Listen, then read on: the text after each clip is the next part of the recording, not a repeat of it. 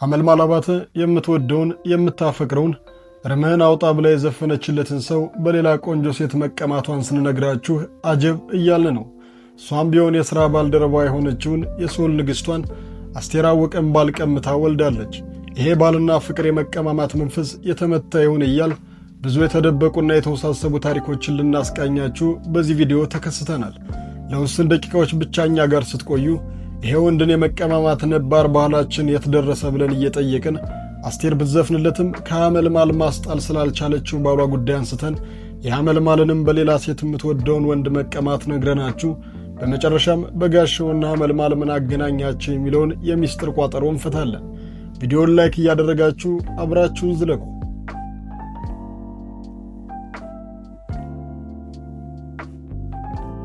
ከባል ከውሽማ ማን ያገለግላል? ማገልገሉንማ ባል ያገለግላል። አጥር ዘሎ ሲሄድ ውሽማ ደስ ይላል እያልን በኩራት አመንዛሪነታችን በምንናገር ማህበረሰብ ውስጥ ባል መደረብ፣ ሚስት ላይ ሴት መደረብ እምብዛም አዲስ ነገር ላይሆን ይችላል። የኪነ ጥበብ ሰዎች የሕዝብ ናቸው። የሚያደርጉት እያንዳንዱ ነገር የሕዝብ ዓይንና ጆሮ ላይ ቅርብ ነው። ለዛም ነው ሌላው ማህበረሰብ ሲያደርገው እምብዛም ነውር ሳይሆን አርቲስቶች ሲያደርጉት መነጋገሪያ የሚሆነው። በዚህ ባል የመቀማማት ሕይወት ውስጥ ከ30 ዓመት በላይ የተደበቀ ታሪክ ያላቸው አስቴር አወቀና ሐመልማል አባተ ቀዳሚዎቹ ናቸው። ሁለቱም ፍቅርን ያውቁታል ብሎ መናገር ለቀባሪው አረዱት እንደሚባል ያለ ነገር ነው። በፍቅር ለመውደቅ በእጅጉ የቀረቡ ሰዎች ናቸው ቢባል ማጋነን አይሆንም። እንኳንስ እነሱ አድማጭም ራሱ ሙዚቃቸውን እያደመጠ በፍቅር ከመውደቅ አያመልጥም። አስቴር ድምፃዊ ስትባል አጠራሯ ላይ የፍቅር ሙዚቃ የሚል ቅጥያ እስኪኖር ድረስ በርካታ የፍቅር ሙዚቃዎችን ተጫውታለች። ከበርካታ የፍቅር ሙዚቃዎቿ መካከል ይሄኛው ግን ልዩ ነው። ወየው ጉድ! አንዱ ገጣሚ እንደ ነገሩ ስራው ስለሆነ ጻፍ ባደረገው ግጥም ዜማኛው የበኩሉን ተወጥቶ ንግሥቷ ወድጄዋለሁ ብላ ተስማምታ እንደ ነገሩ የሰራችው ሙዚቃ አይደለም።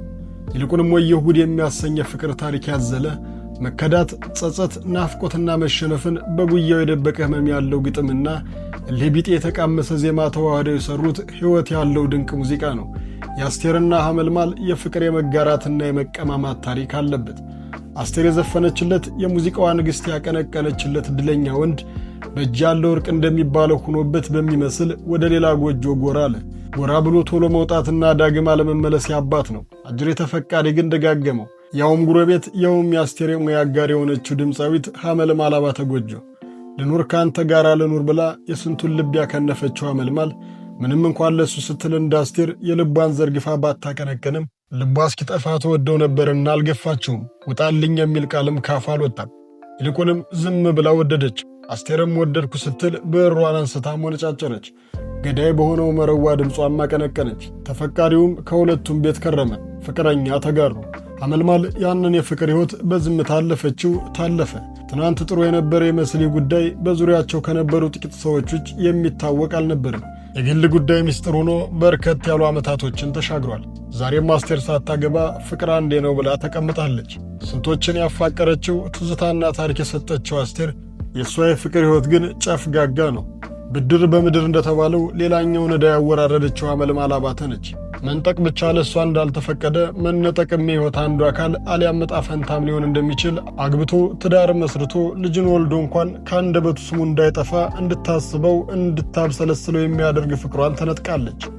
በሌላ ቆንጆ ሴት ታዋቂው ድምፃዊ የግጥምና ዜማ ደራሲ የሆነው ታላቁ የሙዚቃ ሰው ሞገስ ተካ ሞጀ በአንድ ወቅት የሐመልማል አባተ የፍቅር አጋር ነበር። ያውም እፍ ያለ ፍቅር ውስጥ የነበሩ ጥንዶች። አንዳንዴ ሰው ያፈቀረውን አያገባም የሚባለው ታሪክ እውነት የሚያደርጉ በመረጃ የሚረጋገጡ ክስተቶች አሉ። ይሄ የሐመልማልና የሞገስ ተካ ታሪክም ይሄንን ያረጋግጣል። ታዲያ የጥበብ ትልቁ ጥቅም ስሜትክን በጥበብ ትገልጻለህ ነውና ሐመልማል እንዲህ ስትል ለሞገስ አቀንቅናለች።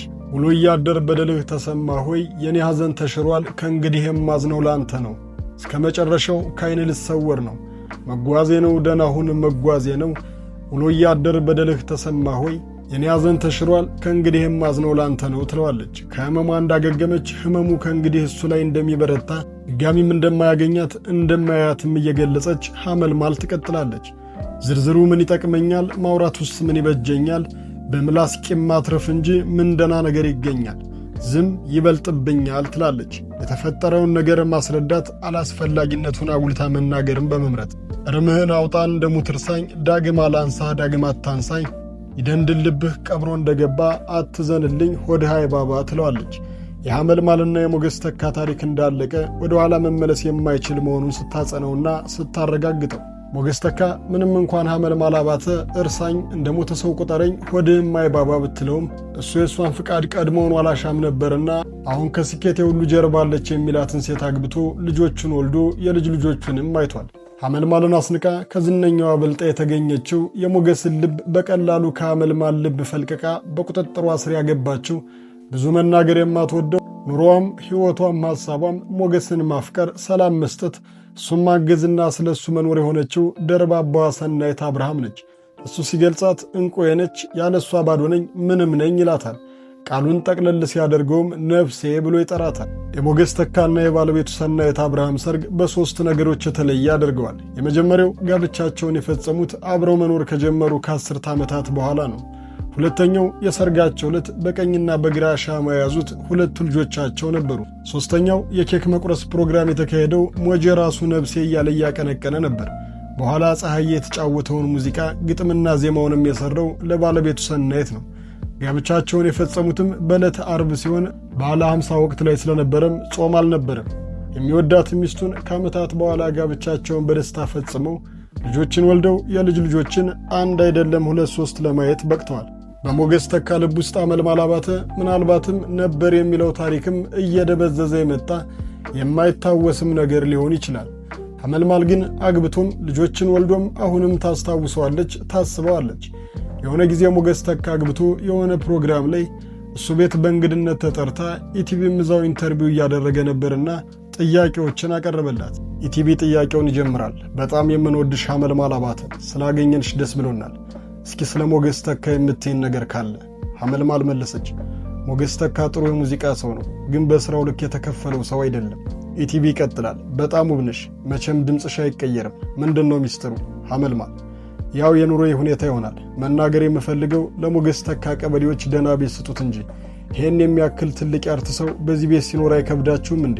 ኢቲቪ እሺ ሐመልማል፣ በሥራዎችሽ ዓለምን ዙረሻል አይደል? ሐመልማል አዎ በትክክል። ሞገስ ተካን ለምሳሌ ተመልከት። እንደኛ አንጋፎቹ ባላቸው ብቃት ደረጃ ያላቸውን ችሎታ አውጥተው ለመንቀሳቀስ እንኳን ያልቻሉበት ሁኔታ ነው ያለው። ተመስገን ነው ብቻ። ኢቲቪ እሺ ሐመልማል፣ በሦስት ትውልድ አሁንም በተፈጠሩት ጨምሮ የመወደድሽ ምስጢር ምንድን ነው? ሐመልማል ያው የሙዚቃ ኢንዱስትሪው በተቻለው አቅም ቢነቃቃ ከዚህ በላይ ተደራሽ መሆን እንችል ነበር። ለምሳሌ ሞገስ ተካን አሁን የመጡት ትውልዶች ብዙ የሚያውቁት አይመስለኝም። ኢቲቪ እሺ ሐመልማል አባተ፣ ተጨማሪ የምትይን ነገር አለ? ሐመልማል አመሰግናለሁ። ማስጠንቀቅ የምፈልገው አንጋፋ የሙዚቃ ባለሙያዎች በሚገባቸው ልክ ዕውቅና መስጠት መቻል አለብን። ኦሪጂናል ግዙ።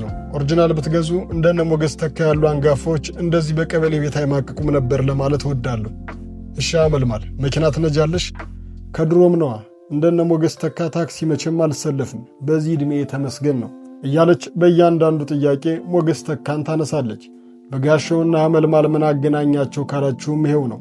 በጋሻው በቅድስት ቤተ ክርስቲያን ያልተቋጨ ያላለቀ ፍቅር አለውና የሄደበት ቤት ውስጥ ሆኖም ስለ ቅድስት ቤተ ክርስቲያን የመጣለትን መናገሩን አላቆምም እንላለን። አበቃን።